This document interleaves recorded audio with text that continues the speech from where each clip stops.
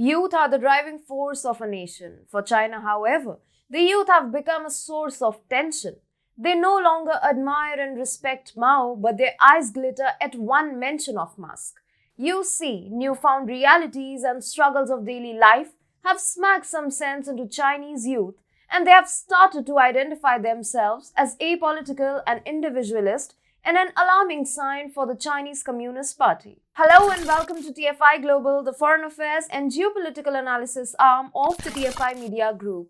I'm your host Vedika, and if you haven't subscribed to the TFI Global channel yet, hit the subscribe button and press the bell icon to receive all the latest updates. In the 1990s, students in China's Sichuan University were asked to write about one public figure, living or dead, foreign or Chinese, whom they admired. Most of the students wrote about Mao, expectedly. In the 2020s, however, Chinese students are preferring to write about engineers and scientists. They no longer attribute China's impressive economic boom over the past 30 years to the Chinese Communist Party, but to China's hardworking people. Most of them tend to concede political views and communist ideology. There's no doubt that Chinese youth are hyper-nationalists. They pride themselves at their nation's efforts towards eliminating poverty and climbing up the Human Development Index. It was during their years of adolescence when economic prosperity knocked at China's doors and most of the economic hardships went away once and for all. But the story for the last 3 or 4 years has been starkly different. Chinese youth are realizing they might have started celebrating too early for their nation's rise. They are still nationalists. They still love their nation, but none of this is attributed to the CCP. Instead, the rising love for their nation is forcing more and more Chinese youth to look askance upon the workings of the CCP. There is a palpable sense of frustration, anger, and socio-economic stagnation. They really want to move past the shadows of their political leaders. Such a view is reinforced by the rise of words like lying flat and letting rot in the Chinese youth lexicon. Those who grapple with the downsides of rapid urbanization, gender and ethnic divides, and vast rural-urban inequalities tend to harbor no admiration for the status quo.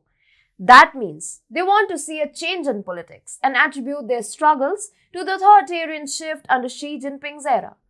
Chinese society is increasingly becoming individualized.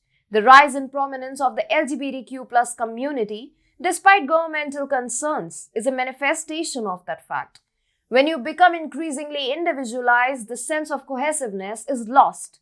And that's what is driving Chinese youth out of the CCP orbit and towards freedom, where CCP in its present form has no place to flourish.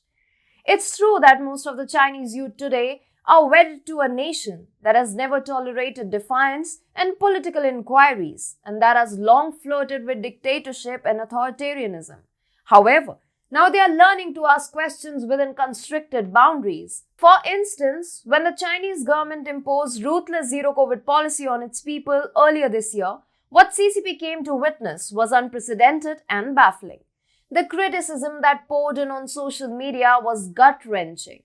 Today's Generation Z in China, from journalists to NGO workers, from students to scientists, is bidding adieu to CCP idolatry.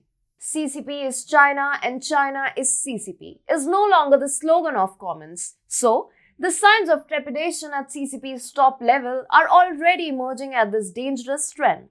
In May, Chinese leader Xi Jinping ordered CCP's Youth League to help the youth cultivate their trust in the party. The members of the Communist Youth League are Chinese youth over the age of 14 and under the age of 28. There is a sense of realization among top CCP echelons that youth might be drifting away from once wholeheartedly cherished communist ideologies. Xi told the CCP's Youth League members the league should help the youth aim high at an early age and cultivate the trust in the Chinese Communist Party, the confidence in socialism with Chinese characteristics, and the belief in Marxism from the bottom of their heart. Xi knows his regime has lost control of China's youth, and he may already have realized the end of his tyrannical regime is inevitable.